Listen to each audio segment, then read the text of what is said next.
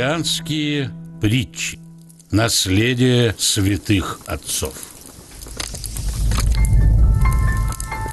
Возлюбить ближнего.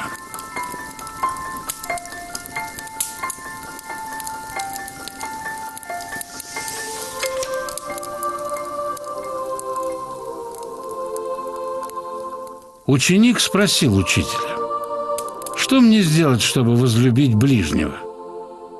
«Перестань ненавидеть себя». Ученик долго и серьезно размышлял над словами учителя, затем вернулся и сказал: «Но я себя люблю даже слишком. Я эгоистичен и тщеславен. Как мне избавиться от этого?» «Относись к себе дружелюбнее.